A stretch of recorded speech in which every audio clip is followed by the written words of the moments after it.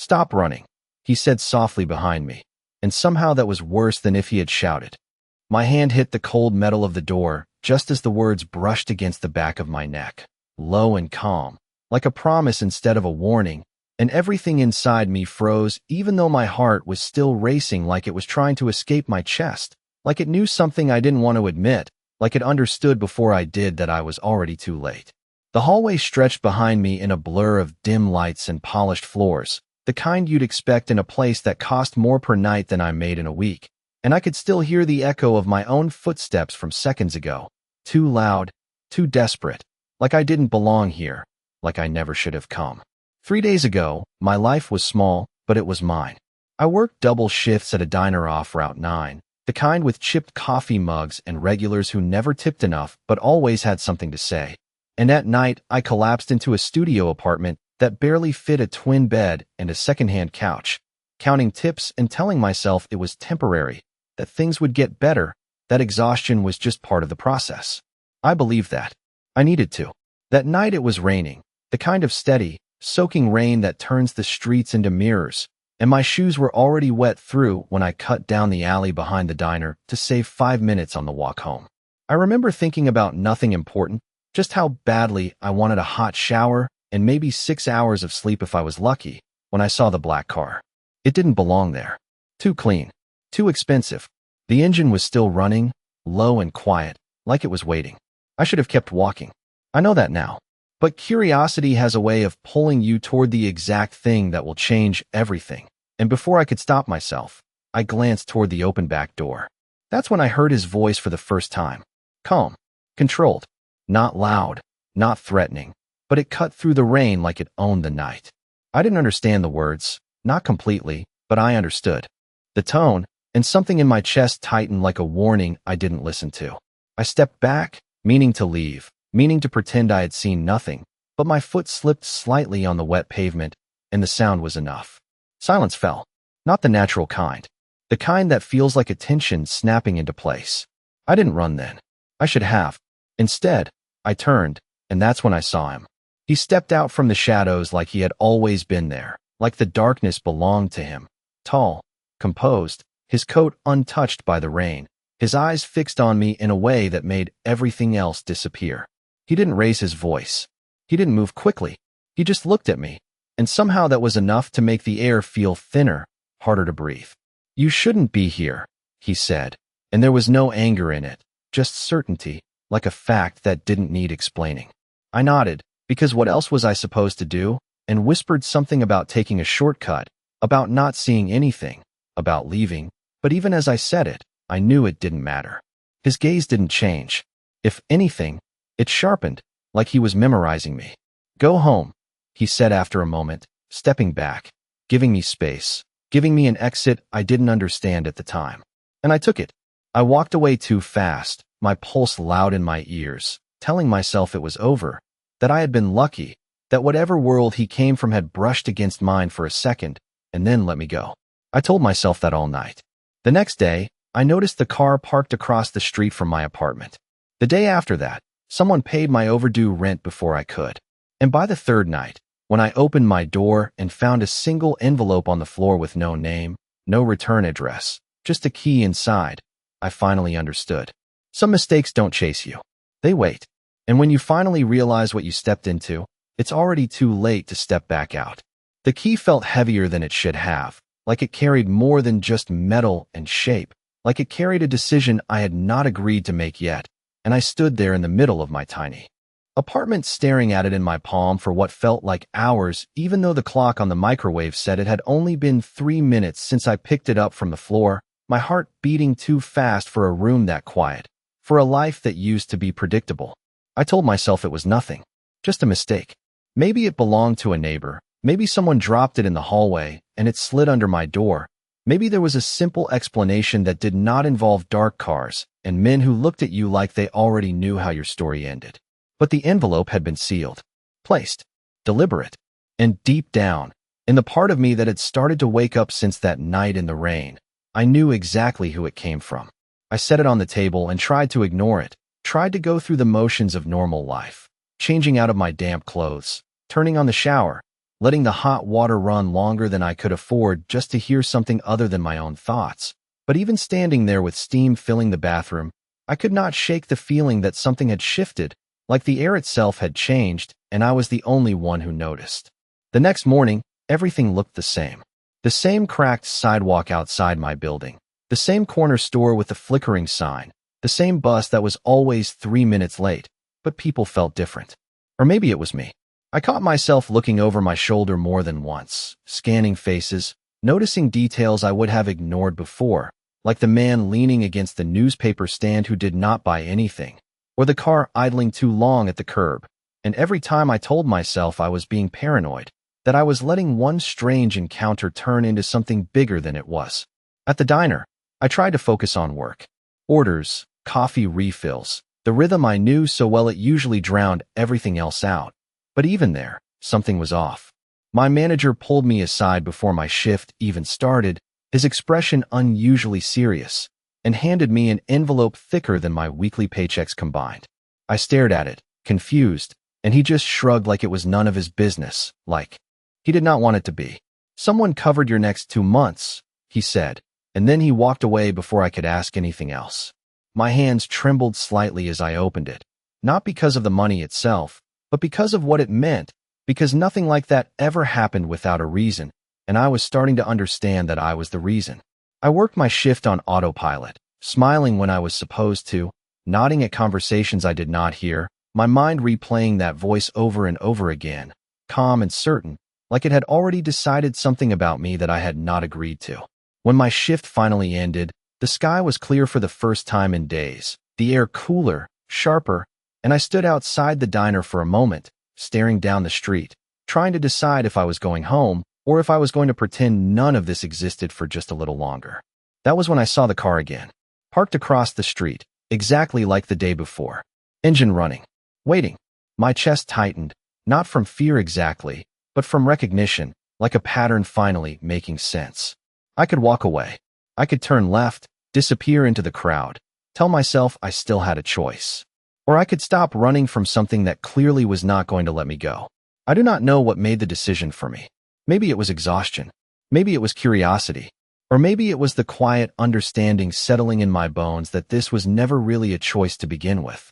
I crossed the street slowly, every step deliberate, my pulse loud in my ears, until I stood beside the car, close enough to see my reflection in the dark window, small and uncertain against something much bigger than me. The back door unlocked with a soft click before I even reached for it. I hesitated for exactly 1 second, then pulled it open and slid inside. The air smelled faintly of leather and something expensive I could not name, the kind of scent that did not belong in my world. And when the door closed behind me, sealing out the noise of the street, I realized just how quiet his world was. He was already there, sitting across from me, exactly like I remembered, composed, watching, like he had been expecting me all along. "You took your time," he said, his voice as calm as before, like this was a conversation we had already started days ago, and I was just now catching up. I swallowed, forcing myself to meet his eyes this time, even though something in me still wanted to look away. "You left me a key," I said, my voice steadier than I felt, holding it up slightly like it was proof of something. His gaze flickered to it for a fraction of a second, then back to me, unreadable. "And yet you did not use it," he replied, not accusing, just stating a fact, and somehow that made it harder to answer. "I do not know what this is," I admitted, because lying felt pointless in front of someone who seemed to notice everything. And for a moment, something shifted in his expression, not softer exactly, but more focused, like I had finally said the one thing he was waiting to hear. "That is why you are here," he said quietly, leaning forward just enough to close the distance between us without touching me, without needing to. "Because you do not understand yet." The car began to move, smooth and controlled, and I realized too late that I had not asked where we were going, that I had stepped into something without knowing the rules. And as the city blurred past the window, I felt it again, that same certainty pressing in from all sides, that whatever this was, it was already in motion, and I was already inside it. The city lights blurred into long streaks of gold and white outside the window, stretching and bending as the car moved faster than I was used to, smooth enough that I could barely feel the motion, but fast enough that everything familiar disappeared in minutes. And I sat there with my hands folded tightly in my lap, trying to steady my breathing, trying to convince myself that I still had control over something, anything, even though every instinct told me that I had already crossed a line I could not see but would not be able to uncross. He did not look at his phone. He did not speak again right away. He just watched me, not constantly, not in a way that felt obvious, but in those quiet moments when I thought he was not paying attention. I would feel it, that awareness, like he was reading every shift in my posture, every breath I took, every thought I had not said out loud yet. "Where are we going?" I finally asked, because the silence had started to press in on me, and I needed something solid to hold on to, even if it was just a question.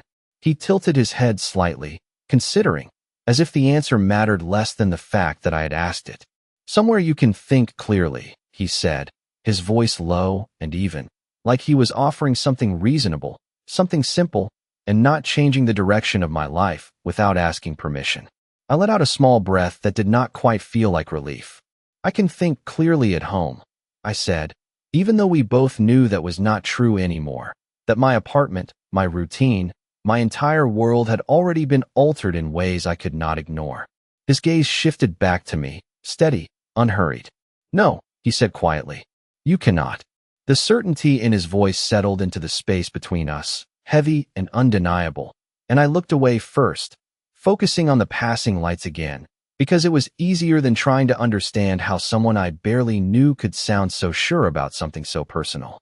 Minutes passed, or maybe longer. Time felt strange inside that car, like it had stretched out and slowed down, and when we finally turned off the main road, the noise of the city faded almost completely, replaced by something quieter, more controlled. The car slowed, then stopped, and I felt my pulse spike again as I looked out the window and saw the building in front of us. It was not flashy, not the kind of place that tried to impress from the outside. Clean lines, tall glass, private, the kind of place that did not need to prove anything because it already knew what it was worth. The driver stepped out without a word, opening my door with practiced ease, and I hesitated for a second, my fingers tightening slightly against the seat, before stepping out onto the smooth pavement, the air cooler here, sharper, like the city had been left behind completely. He was beside me a moment later, not touching me, not guiding me physically, but there was something about the way he stood, the way he moved, that made it clear where I was supposed to go without him having to say it. Inside, everything was quiet. Not empty, just controlled. Soft lighting. Clean surfaces. No clutter. The kind of space that felt intentional in every detail. I followed him down a short hallway, my footsteps quieter now, almost hesitant, until we reached a room at the end. He opened the door and stepped aside, letting me enter first, and that small gesture, that choice to give me the illusion of leading, made something in my chest tighten in a way I did not expect. The room was simple but comfortable. A couch, a table, a window that overlooked a part of the city I had never seen from this angle. No locks, no obvious barriers. And yet, standing there, I felt more contained than I had in any small apartment I had ever lived in.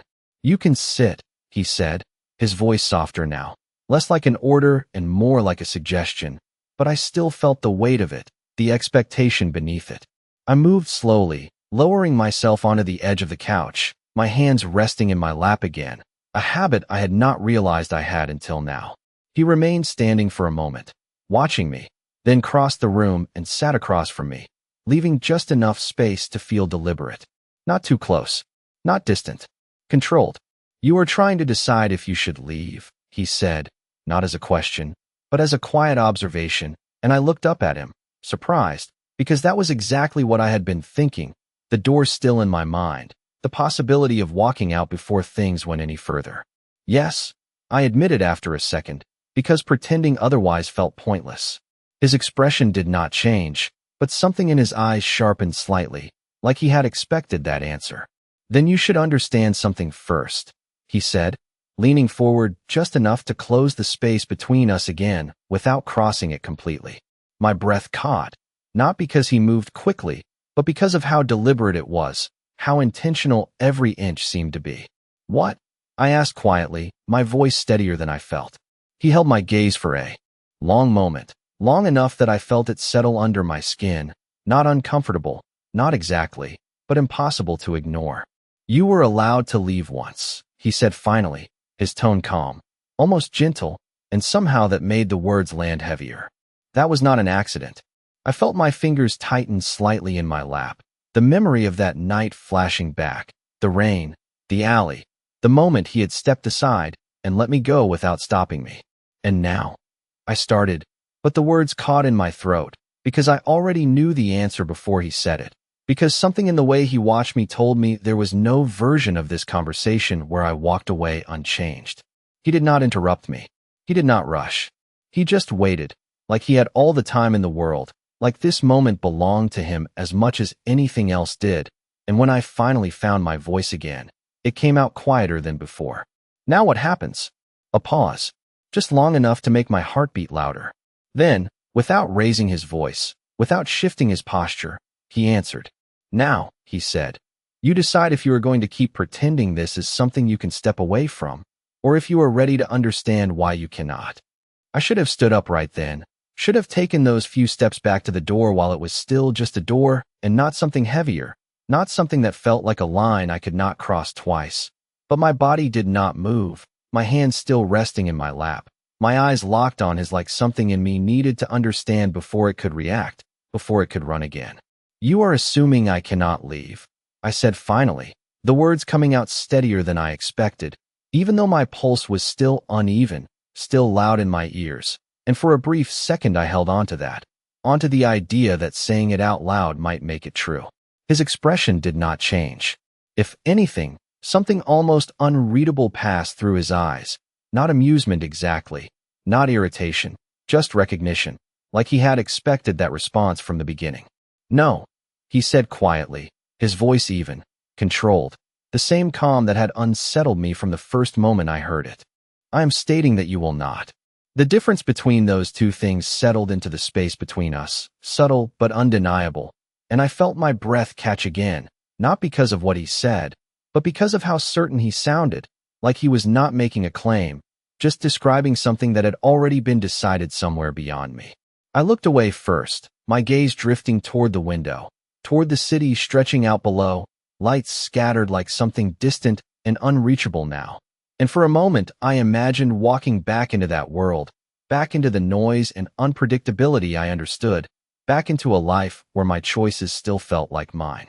You paid my rent, I said, more to ground myself than to accuse him, listing the facts like they might form something logical if I lined them up correctly. You sent the key. You have been watching me. I paused, swallowing once, forcing the next words out. Why? It was the only question that mattered now, the only one that might give me something solid to stand on. He did not answer right away. He leaned back slightly, his posture relaxed but deliberate, like even stillness was a choice for him, and for a second I wondered if he would avoid it, if he would give me something vague or dismissive, something that would let him keep control without revealing anything real. But when he spoke, his voice was the same as before, direct, unrushed. Because you saw something you were not meant to see, he said, and the memory hit me instantly, sharp and clear, the rain, the car, the moment everything had gone quiet around me. My fingers tightened slightly against my knees. I told you I did not see anything, I said quickly, the words coming faster now, instinctive, defensive, like repeating them might make them stronger. I left. I did exactly what you said. You left, he agreed, his gaze steady on mine again, not challenging, not dismissing, just acknowledging. But you still saw. The way he said it made something shift inside me, like he was not talking about details or facts, but about something deeper, something that could not be undone just by walking away. I shook my head slightly, trying to push back against that feeling. So this is about control, I said, the words sitting heavily in my mouth, because it felt too simple for what this was, and yet too accurate to ignore. Making sure I do not say anything. He watched me for a long moment, long enough that I felt that same awareness settle over me again, like he was measuring more than just my words, like he was listening to everything I was not saying too. If that was the only concern, he said quietly, you would not be here. The calm certainty in his voice made my chest tighten again, because he was right, because whatever this was, It was already more complicated than fear, more layered than a simple threat I could understand and respond to. Then what is it? I asked, softer this time, not because I wanted to sound vulnerable, but because something in the room had shifted, something that made louder words feel unnecessary. He leaned forward again, just slightly, the distance between us narrowing in a way that felt intentional without being forced, and I felt my breath slow without meaning to, like my body was responding to something my mind had not caught up to yet. "You are out of place," he said, his tone quieter now, almost thoughtful, like he was stating an observation he had already considered from every angle. Not just that night. In general. I frowned slightly, confusion flickering through me despite everything else. "That does not make any sense," I said, because it did not, because I knew exactly where I came from, exactly what my life looked like, even if it was not impressive or powerful or anything like his. "It does," he replied, just as calm, just as certain. "You simply have not seen it yet." I let out a small breath, frustration mixing with the tension already building in my chest, because his answers were not answers, not in the way I needed them to be, not in a way that gave me something clear to push against. "You cannot just decide that," I said, my voice sharper now, more grounded, holding on to that edge because it was the only thing that still felt like mine. "You do not know me." Something shifted again, subtle but unmistakable, not in his posture, not in his expression, but in the weight of his attention, like the room itself had gone quieter around us. "I know enough," he said, and this time there was something different in his voice, not softer, not warmer, but deeper, like the words carried more than just meaning. "And what I do not know," he added after a brief pause, his gaze never leaving mine, "I intend to." The words settled slowly, deliberately, and I felt it again, that same realization pressing in from the edges of my thoughts, that whatever this was, it was not temporary, not accidental, not something that would fade if I ignored it long enough. And for the first time since I stepped into that car, since I saw that key on my floor, I understood something clearly. This was not about keeping me quiet. It was about keeping me close. The realization did not come all at once. It settled slowly, like something heavy finding its place, and I felt it in the way my shoulders stiffened, in the way my breathing changed, in the way my thoughts stopped trying to find simple explanations and started reaching for something deeper, something that made less sense but felt closer to the truth. "You are talking like I do not have a choice," I said, quieter now, not because I was giving in, but because raising my voice suddenly felt useless in a room where everything was already controlled, where even silence seemed intentional. He did not respond immediately, and that pause felt deliberate, like he was allowing the question to exist fully before answering it, like he understood that what I needed was not just a response, but the weight behind it. "You have choices," he said finally, his voice steady, almost patient, and for a second something in me reacted to that, to the way he phrased it, to the possibility hidden inside those words. "Then I am leaving," I said quickly, holding on to that opening before it could disappear, pushing myself up from the couch before I could think too much about it, before doubt could catch up to me again.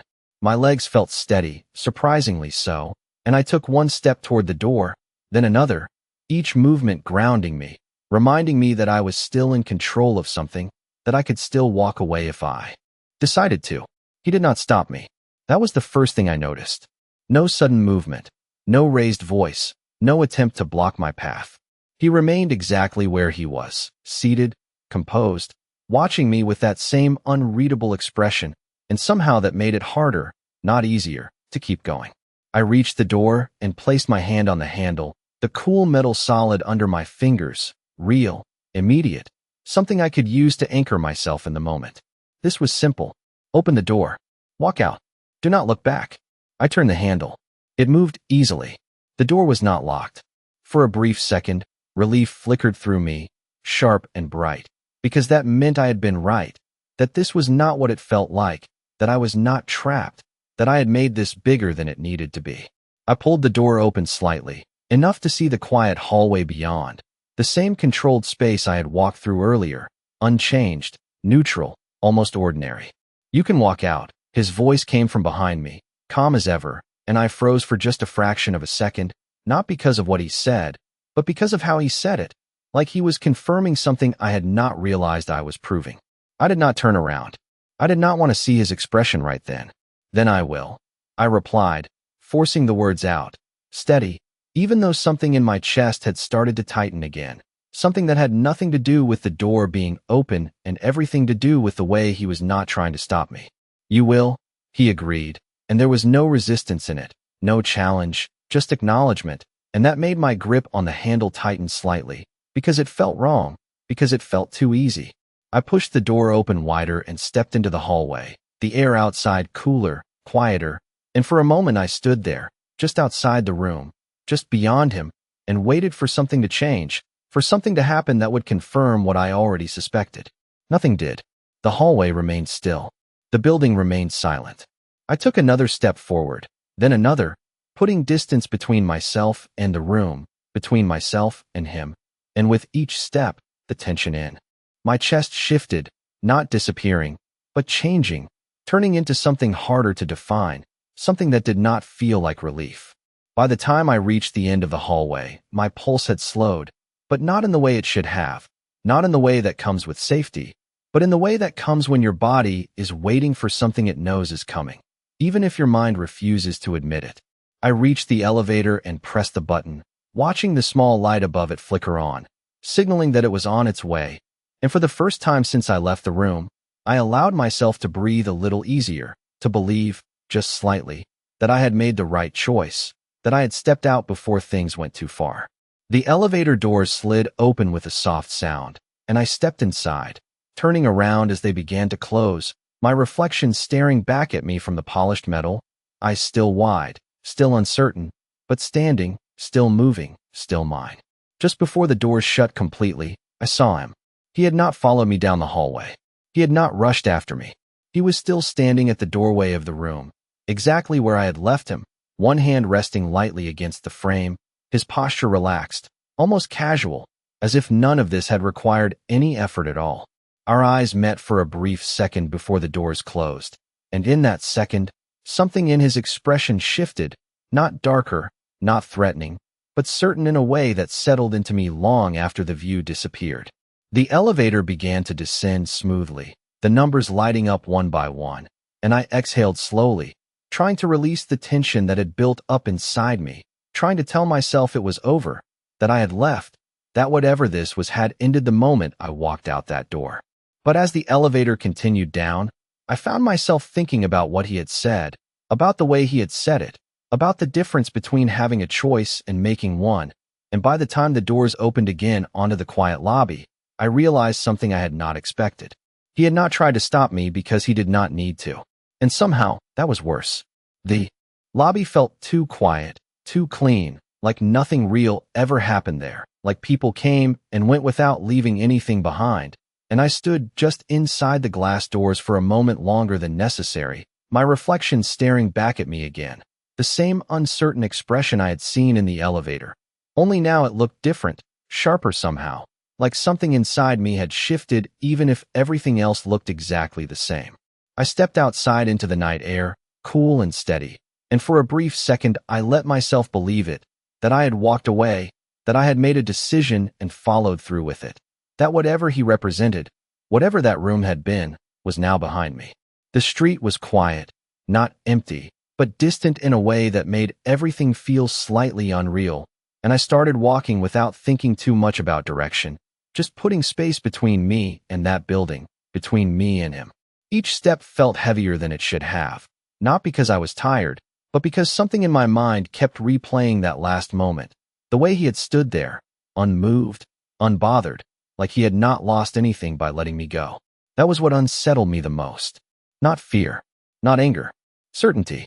I walked 3 blocks before I realized I was heading in the wrong direction, my apartment the opposite way, and I stopped at the corner, glancing around as if the city might offer some kind of answer, some kind of normalcy I could grab onto.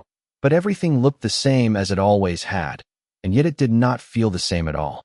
My phone buzzed in my pocket, sudden and sharp against the quiet, and I flinched slightly before pulling it out, expecting a message from my manager or maybe a missed call from someone at the diner, something ordinary, something that would pull me back into the life I understood.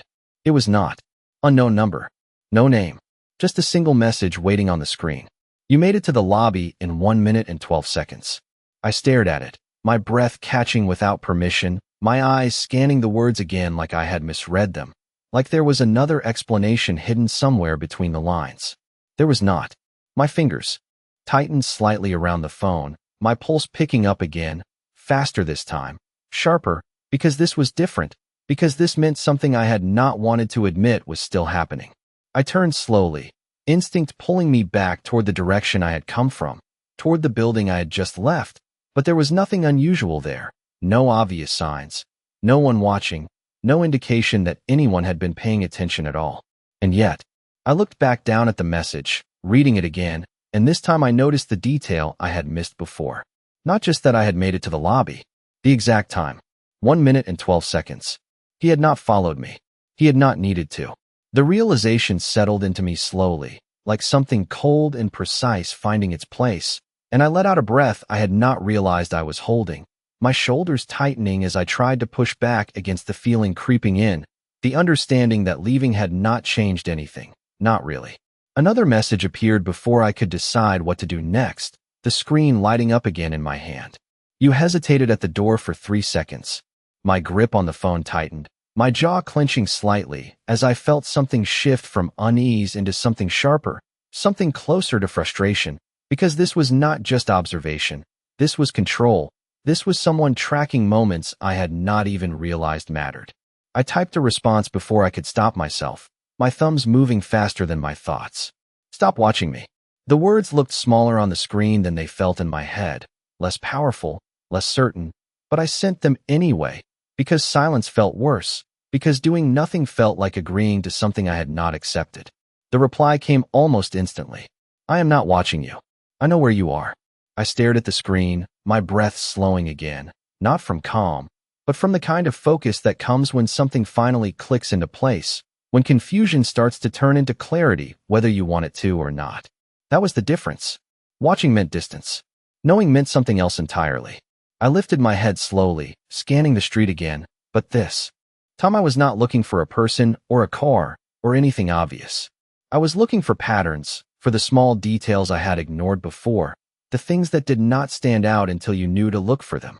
The car across the street, engine running. The man by the corner who had not moved since I stopped. The reflection in the glass window that did not quite match the angle it should have. My chest tightened again, but this time it was not panic, not exactly. It was awareness. I had walked away from him, but I had not stepped out of his world. My phone buzzed one more time, softer now, almost like it did not need to be loud to get my attention anymore. You can keep walking, the message read. The words were simple, almost neutral, but I could feel the weight behind them. The same calm certainty that had followed me from that room into the night. Or you can come back and ask the questions you are already thinking about. I stared at the screen for a long moment, my mind racing through possibilities, through exits, through every version of what could happen next. And for the first time since I stepped into that car, I understood something clearly. This was not about stopping me. It was about letting me choose the direction, while making sure every path led back to him. For a long moment, I did not move, the phone still in my hand, the message staring back at me like it was not just words but a decision waiting to be made. And I could feel it, that pull in two directions, one familiar and safe, and already slipping out of reach, the other unknown, but somehow clearer, sharper, like it had been waiting for me to notice it all along. I could keep walking. That was what normal people would do. Ignore the messages. Turn off the phone. Go home. Lock the door. Pretend this never happened. But the problem was I no longer believed that would work. Not after the car. Not after the rent. Not after the way he had looked at me like he was not guessing, like he already knew what I would do before I did it. I exhaled slowly, my breath visible in the cool night air, and glanced down the street. Again, letting my eyes drift over everything I had just started to notice. The stillness in places that should have been moving, the subtle patterns that made no sense until they suddenly did. This was not random. None of it was. And if I kept walking, I would not be escaping it. I would just be pretending I had. My fingers tightened slightly around the phone before I slipped it back into my pocket, my mind already shifting, already moving past hesitation into something more focused, something steadier. If every path led back to him, then I would stop pretending I had a different destination. I turned. Not quickly, not dramatically, just a simple movement. But it felt heavier than it should have, like I was stepping into something instead of away from it. The building was still there, unchanged, glass reflecting the city lights like nothing had happened, like it had not just become the center of something I did not fully understand yet. I crossed the street again, slower this time, more aware of each step, more aware of the way my heartbeat had shifted, not racing now, but steady, controlled, like I had made a decision and my body was catching up to it. The doors opened as I approached, quiet and automatic, and I stepped inside without hesitating this time. The lobby just as still as before, the same polished surfaces, the same controlled silence, but it felt different now, like I was seeing it clearly instead of trying to place it in a world that no longer fit. The elevator was waiting. That was the first thing I noticed. The doors already open, empty, expectant, like it had been called before I even stepped inside. I paused for half a second, just enough to register it, then stepped in, pressing the same button as before without needing to think about it. The doors closed smoothly, sealing me inside again, and as the elevator began to rise, I leaned back slightly, letting my eyes close for just a second, letting the quiet settle around me, letting the realization take shape fully this time. I was not being forced. That was the part that mattered. Not physically, not obviously. Everything he had done, every step, every moment, had left space for me to choose, had given me just enough control to believe it was mine, even when the outcome felt inevitable. The elevator stopped with a soft sound, and when the doors opened, the hallway was exactly as I remembered it, unchanged, waiting. I stepped out, my footsteps quieter now, more deliberate, and walked toward the room at the end without slowing down this time, without questioning each step. The door was still open. That was the second thing I noticed. Not wide, not inviting, just slightly ajar, like it had never been fully closed, like it had been waiting for me to return. I reached it and paused, my hand hovering near the frame, my pulse steady but present, reminding me that this was still real, still something I could not fully predict. Then I pushed it open and stepped inside. He had not moved far. He was no longer sitting, but standing now, near the window, his posture relaxed, one hand in his pocket, his attention shifting to me the moment I entered like he had known exactly when I would be back. There was no surprise in his expression, no question, just that same calm certainty that had followed me since the beginning. "You came back," he said, his voice quiet, not a question, not a challenge, just an acknowledgement of something he had already expected. I closed the door behind me without thinking, the soft click sounding louder than it should have in the stillness of the room. And for a brief second, I let that settle, let the finality of that small action sink in. Then I looked at him, meeting his gaze fully this time, not looking away, not hesitating. "No," I said, my voice steady, clearer than it had been before, because now I understood something I had not understood when I first walked out. I stopped pretending I was leaving. Something shifted in his expression then, subtle but real, not softer, not warmer, but deeper, like he recognized the difference, like that was the moment that mattered more than anything else I had done. He stepped closer, not too close, just enough to narrow the space again, and I felt it, that same quiet pressure, not force, not demand, but presence, undeniable and controlled. "Good," he said simply, and the word carried more weight than it should have, settling into the room, into me, like the beginning of something rather than the end. I held his gaze for a second longer before asking the question that had been building since the moment I saw that car in the rain, the question that mattered more now that I knew I was not walking away from it. "Then explain it," I said, my voice low but steady. "All of it."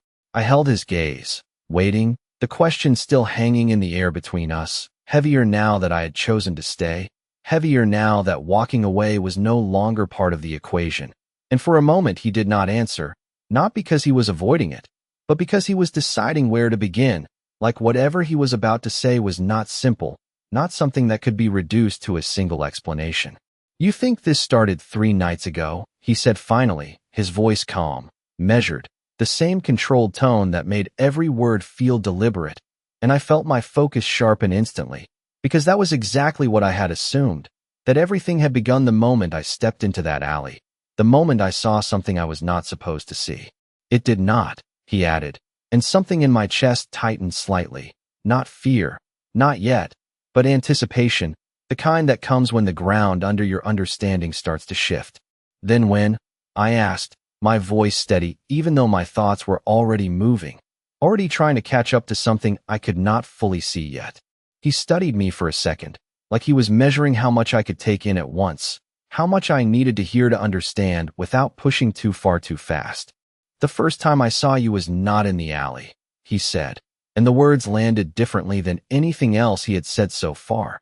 Quieter, but deeper, like they carried something that mattered more than control or observation.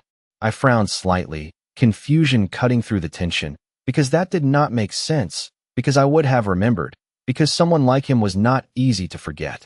That is not possible, I said, almost automatically, but even as the words left my mouth, doubt followed them, because nothing about this had followed the rules I understood. It is, he replied, just as calm, just as certain, and there was no need for him to argue it, because he was not trying to convince me. He was simply stating something he knew to be true. He moved slightly, stepping closer to the table, his hand brushing lightly against its surface as if grounding the moment, and I noticed how controlled even that small movement was, how nothing about him felt accidental. 6 weeks ago, he continued, his gaze still on me, unwavering. You were late for your shift. The memory surfaced before I could stop it, small and ordinary compared to everything else, but suddenly sharp in my mind. The morning rush, the crowded sidewalk, the coffee I had nearly spilled as I rushed through the intersection, already behind schedule. You crossed against the light, he added, and I felt my breath catch slightly, because that was true, because I had done that, because it was something I barely remembered until now. A car stopped for you, he said, his tone unchanged, but the weight behind the words shifting again, and I saw it then. Not clearly, not perfectly, but enough to connect something that had been scattered before, a dark car, a pause that had lasted just a second longer than it should have, a presence I had dismissed without thinking. That was you, I said quietly, not a question, because I already knew the answer, because it fit too precisely to be coincidence. He inclined his head slightly, confirming it without needing to say more, and something in me shifted again, deeper this time, because this meant the timeline I had built in my head was wrong, because this meant I had been part of his awareness long before I realized he existed. You did not stop, he said, and there was something different in his voice now, not softer, not warmer, but more focused, like he was narrowing in on something specific. You did not hesitate. You did not look at the car. You just kept moving. I swallowed once, my mind replaying the moment, trying to see it the way he had seen it, trying to understand what I had done that mattered so much. It was just a crosswalk, I said, but even as I said it, I knew that was not how he saw it, not how he saw anything. No, he replied, and this time there was the slightest shift in his tone, not disagreement, but correction, like he was refining the truth rather than rejecting it. It was a decision. The words settled into me, slow and deliberate, and I felt my fingers tighten slightly at my sides, because I did not understand how something so small could carry that kind of weight, how a moment I barely remembered could matter to him at all. You were trying to find the moment this began, he continued, his gaze steady, his voice calm, and I realized he was right, that I had been doing exactly that, searching for a starting point I could point to, something that would make this feel contained, manageable. But that is not how this works. I let out a slow breath, the tension in my chest shifting again, not easing, but changing shape, becoming something more complex, something harder to push away. Then explain it, I said again, quieter this time, because I needed to understand, because I could not keep moving forward without something solid beneath me. He stepped closer then, not enough to crowd me, but enough that I could feel the difference, the presence, the way the space between us seemed to narrow without closing completely. And when he spoke again, his voice was lower, more deliberate, like he was choosing each word with care. I noticed patterns, he said, and there was no arrogance in it, no need to impress, just fact. Most people move through their lives reacting. You do not. I frowned slightly, not because I disagreed, but because I had never thought about it that way, never considered that something so internal could be visible to someone else. You move forward, he continued, even when you do not have all the information, even when it would be easier to stop. His gaze held mine, steady, unbroken, and I felt it again, that strange pull, not fear, not comfort, something in between, something that made it hard to look away. That night in the alley, he said, bringing us back to the moment I thought had started everything. You did the same thing. You should have run immediately. You did not. You assessed. You adjusted. Then you left. The way he said it made it sound intentional, like I had made calculated decisions instead of reacting out of instinct, and I was not sure if that was true or if he was seeing something I had never recognized in myself. And now, he added after a brief pause, his voice quieter, but heavier somehow, you came back. The words settled into the room, into me, connecting everything in a way I had not expected, linking moments that had felt separate into something continuous, something deliberate. I held his gaze, my thoughts finally slowing enough to catch up, to process, to understand at least part of what he was saying. So this is not about what I saw, I said slowly, the realization forming as I spoke it, and for the first time since I asked my question, something in his expression shifted in a way that felt like confirmation. No, he said, and this time there was no pause, no hesitation. It is about what you are. The words stayed with me longer than anything else he had said, not because they were louder or sharper, but because they settled deeper, like they had found something inside me I had never thought to question before, something I had always assumed was just normal, just the way I was, and now he was standing there, looking at me like it meant something more. That is not an answer, I said after a moment, my voice steady but quieter now, because this was different, because this was not about fear or control anymore. This was about understanding something I had never seen as important until now. He did not disagree. He did not correct me. He just watched me, his expression calm, like he expected that reaction, like he knew I would not accept something that vague, not after everything that had already happened. It is the only answer that matters, he replied, and there was something final in the way he said it, not dismissive, not evasive, but certain in a way that made it hard to push against. I exhaled slowly, my thoughts shifting, trying to piece together everything he had said, everything that had happened, from the crosswalk to the alley to the moment I walked back into this room. And for the first time, I stopped looking at each event separately and started seeing the pattern he was talking about, the way each decision had led to the next, not randomly, not by accident, but because of something consistent in the way I moved through the world. So you noticed me, I said, more to confirm the shape of it than to question it, and he inclined his head slightly, the smallest acknowledgement, but enough. And then you followed that. I continued, my voice gaining a little more clarity now, a little more structure, because understanding always made things easier to face, even if it did not make them less complicated. You tested it. I thought of the alley, the way he had let me leave, the way everything since then had been just enough to pull me forward without forcing me, just enough to see what I would do next. He did not interrupt. He did not correct me. That was answer enough. I let out a breath, slower this time, the tension in my chest shifting again, not disappearing, but settling into something more controlled, something I could hold on to instead of being pulled by.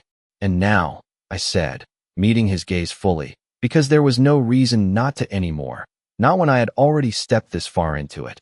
You think you know what I am going to do. His eyes held mine, steady, unreadable, and for a second I wondered if he would deny it, if he would say something to make it sound less precise, less calculated, but he did not. I know the direction, he said, his voice low, measured, and there was something almost careful in the way he phrased it, like he was choosing accuracy over control, like he was not claiming certainty over everything, just over the part that mattered. The rest is still yours.